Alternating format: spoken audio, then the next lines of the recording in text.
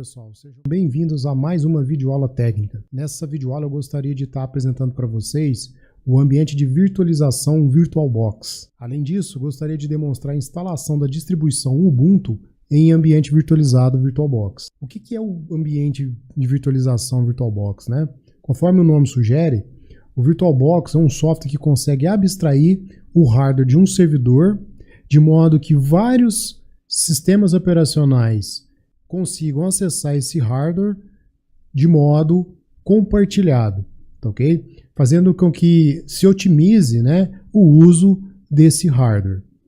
Bom, onde é que a gente pode estar baixando esse software? Conforme mostrado aqui, o VirtualBox pode ser baixado do site virtualbox.org e o Ubuntu, que é uma distribuição Linux que será instalada nesse ambiente virtualizado, pode ser baixado do www.ubuntu.com. Vou mostrar para vocês onde é que a gente pode estar baixando esses softwares. Bom, o VirtualBox pode ser baixado diretamente do site virtualbox.org e na página principal dele a gente já tem o link do download, no caso a versão 5.2. Essa versão, né, ela permite a instalação em diferentes hosts. Aqui a gente tem um exemplo do Windows, do Linux, do macOS e do Solaris. Além dele permitir a instalação de vários sistemas operacionais clientes, né? Então aqui os desenvolvedores listam, né, o Windows NT 4.0, 2000, XP, Windows Server 2003, Windows Vista, Windows 7, 8 e 10. Além de sistemas como DOS, Windows 3.x, Windows 3.11 e Windows 3.1, o Linux, kernel 2.4, 2.6, 3.x e 4.x, além dos sistemas operacionais Solaris e OpenSolaris, OS2 e OpenBSD. Então, assim, uma quantidade grande de sistemas operacionais que podem ser instalados nesse ambiente de virtualização. Então, quando clicado aqui em Download, ele vai levar para a gente a instalação do mesmo, né, o software de instalação. Então, a gente tem aqui para o Windows Hosts, OS X, distribuições Linux e Solaris. A instalação segue o mesmo padrão dos instaladores do Windows, né? É Next, Next, Next e faz a instalação. O Ubuntu, que é a distribuição que a gente vai estar utilizando hoje, pode ser feito o download diretamente no site deles aqui, www.ubuntu.com. Aqui na aba Download e aqui na versão 18.04 LTS. Clicou aqui, a gente vai para o ambiente de download. Okay? Voltando para o ambiente virtualizado, como é que a gente faz a configuração de um novo sistema operacional? Então aqui a tela do software, né? A gente vai clicar no novo, vamos dar um nome para ele aqui, no caso eu vou selecionar o tipo de sistema operacional, é um sistema Linux, Ubuntu 64. Eu vou digitar aqui o nome para ele, Ubuntu Test. Vou clicar em próximo. Quantidade de memória, eu vou colocar 4096. Próximo. Ele vai pedir para criar um disco rígido. Eu vou criar um disco rígido com tamanho de 10 GB, mas é recomendável até usar um pouco mais de espaço para evitar que fique com falta de espaço, né? Então, mas eu vou criar aqui com o padrão sugerido de 10 GB. O VDI, que é o tipo de disco padrão do VirtualBox, então é só simplesmente dar um Next. Dinamicamente alocado ao tamanho físico, eu também sempre seleciono dinamicamente alocado. Isso permite que o HD vá incrementando o seu tamanho à medida que vão sendo instalados os softwares, né? E não simplesmente travar um tamanho no HD, no caso aqui eu estou selecionando 10 GB, né? Se deixasse tamanho fixo, ele ficaria fixo em 10 GB, já ocupando 10 GB do HD físico sem necessariamente estar sendo necessário o tamanho de 10 GB. Então, o ideal mesmo é deixar dinamicamente alocado. Próximo. Aqui ele vai sugerir, né, o aumento do tamanho do disco. Pode-se clicar nessa setinha aqui para selecionar a pasta diferente, né, de instalação. Vou deixar o padrão que já está selecionado e vou mandar criar.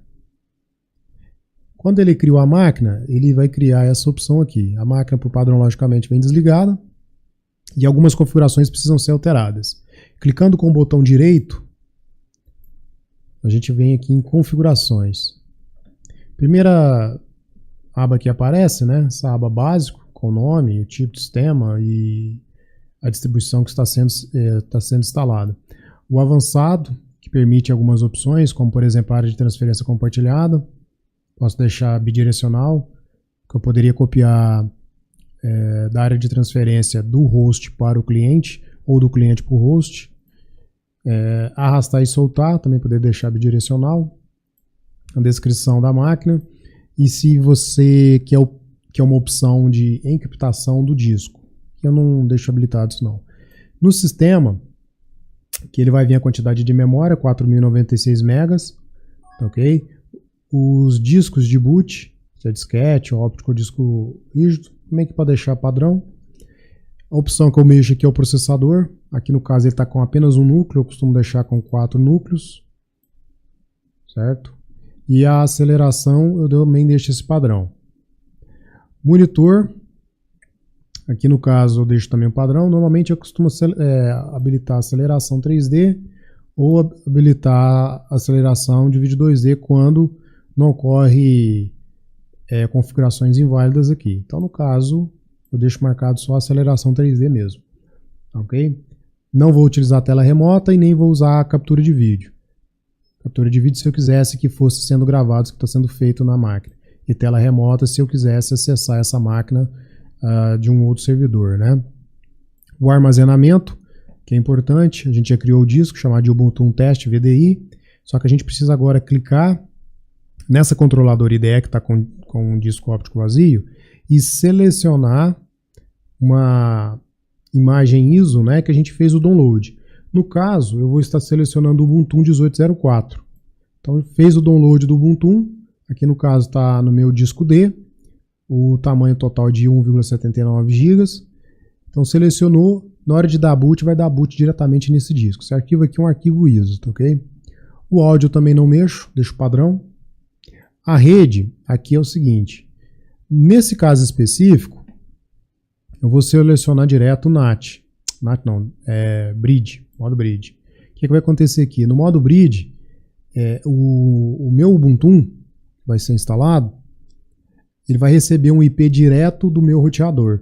Então eu consigo fazer acesso diretamente pelo roteador. Então todas as máquinas físicas que estejam instaladas no meu roteador, o que acontece? Eu consigo acessá-las e elas conseguem acessar esse servidor Ubuntu. Então eu deixo essa opção de modo Bridge selecionada.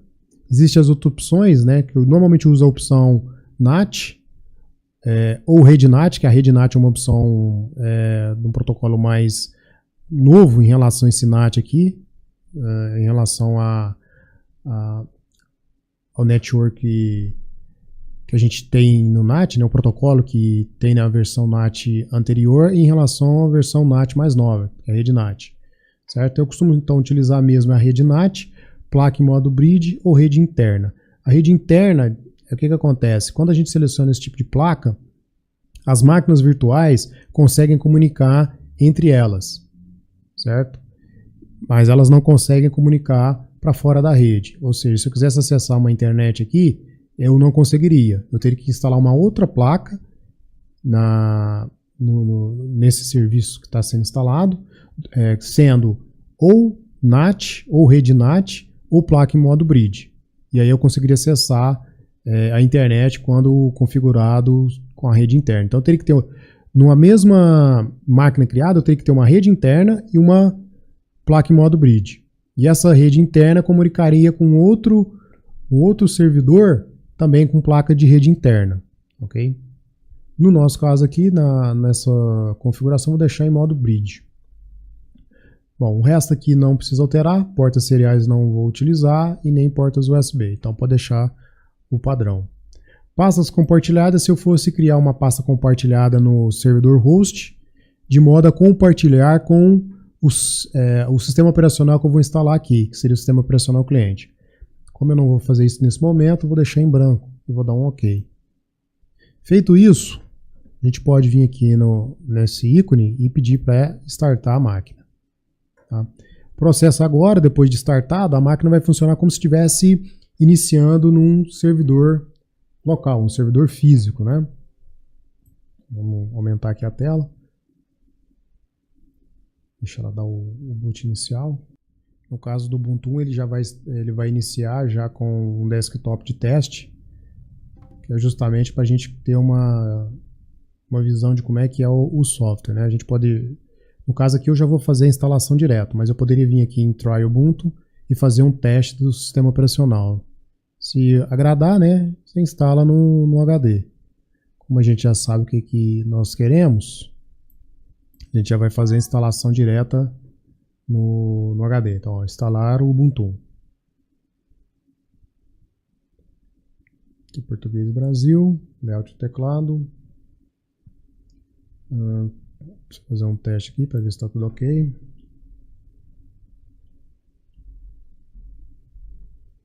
Está com português Brasil. Deixa eu detectar o teclado aqui.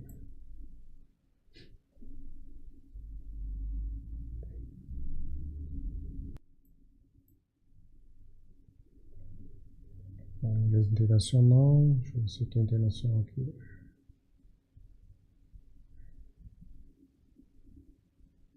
Inglês internacional com teclas mortas. Deixa eu fazer o teste para ver se ele detectou.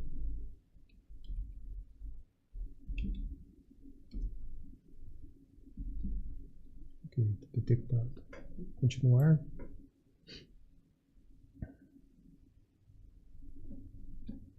Bom, instalação normal. Baixar atualização, seria interessante já deixar atualizado. Não vou pedir para instalar software terceiros, né? O hardware gráfico, placas 3D, né? E Wi-Fi. Se fosse para fazer a instalação numa máquina física, poderia habilitar esse pacote aqui. Tá? Como não é o caso aqui, a gente está virtualizando, eu não vou pedir para instalar. Eu vou pedir para continuar. Ele vai pedir para apagar o disco e reinstalar o Ubuntu. Como esse disco não tem nenhuma instalação, pode deixar ele apagar e ele criar o padrão aqui.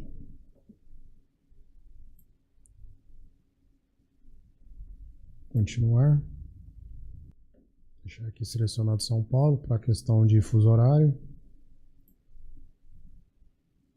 Aqui ele vai pedir o nome de usuário, ok? A gente pode digitar os nossos nomes de usuário aqui.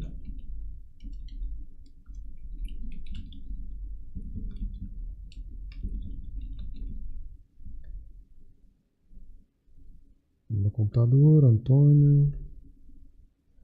Deixar senha. Ok. Solicitar minha senha para entrar, né? Então todas as vezes que ele iniciar, ele vai pedir essa senha aí. Continuar. Bom, ele vai fazer a instalação aí do Ubuntu. Vai demorar um tempinho aí, ok? Vou deixar rolando a instalação e daqui a pouco a gente volta para continuar essa configuração.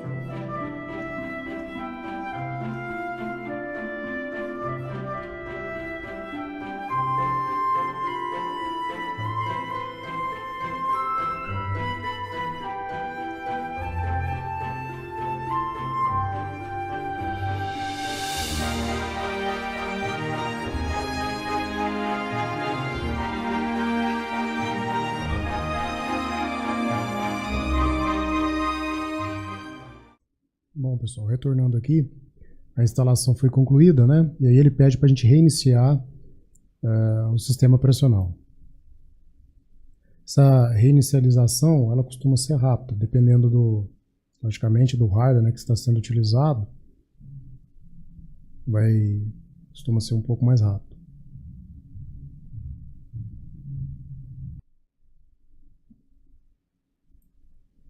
Foi dar Enter mesmo.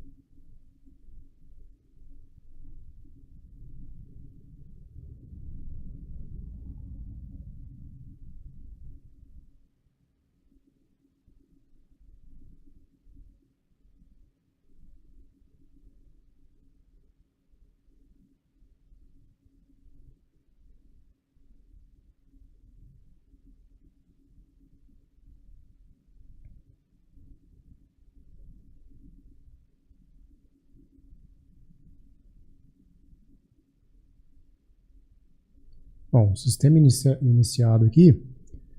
Para a gente finalizar, clicar no usuário, fornecer a senha para ele aqui.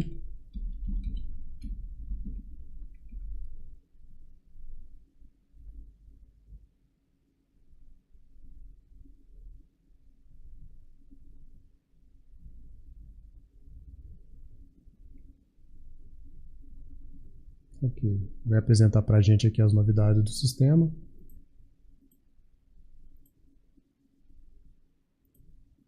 Configurado. E aí a gente vai fazer a última configuração no sistema aqui, que seria o uso do atualização, né? Certificar que está tudo atualizado. Então clicar com o botão direito aqui no desktop e aqui em abrir terminal. E aqui vamos fazer a atualização. Sudo apt-get update. Vai pedir a senha de novo.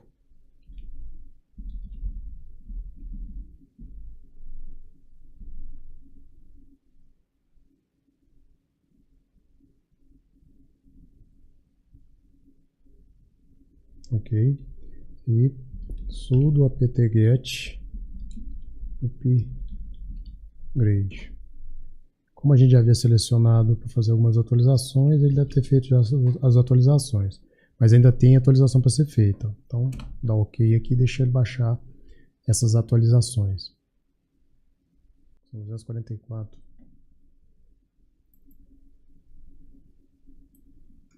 244 MB de atualização.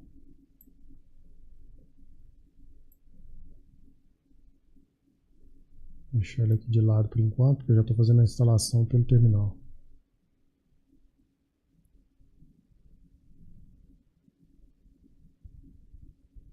Feito isso, pessoal, a gente já termina essa configuração. A princípio, né, é bem simples a instalação do sistema operacional Ubuntu, né, utilizando o ambiente de virtualização VirtualBox. A gente vai deixar esse ambiente já instalado para que na próxima videoaula a gente apresente a plataforma de internet das coisas Finger.io. E aí nós vamos instalar a Finger.io diretamente no sistema operacional Ubuntu.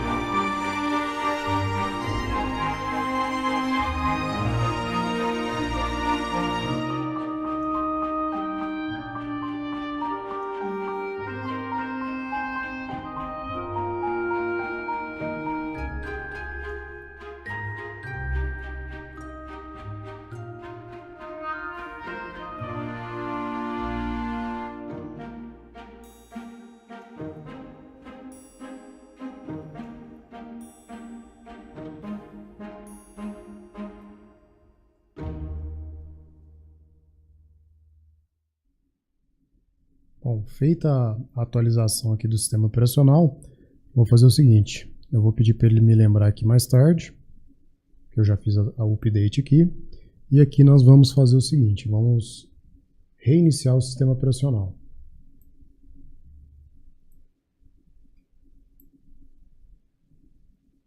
Só para certificar que está tudo ok com o sistema, para deixar pronto para poder fazer a instalação do Finger.io.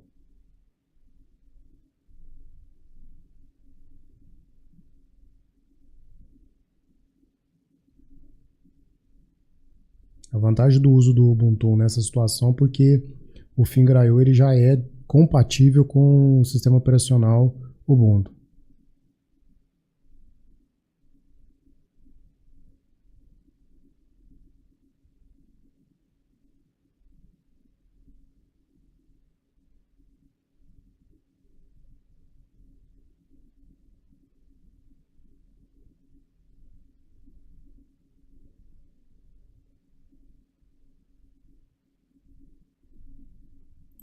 Fazendo o login de novo.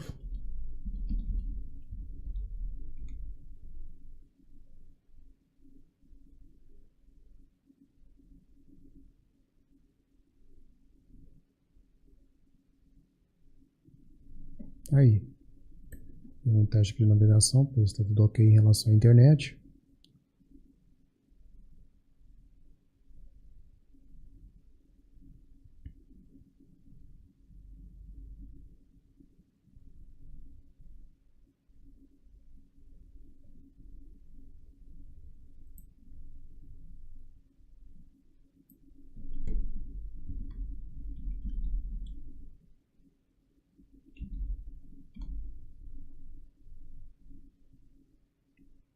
Aí, internet funcionando, a navegação está ok.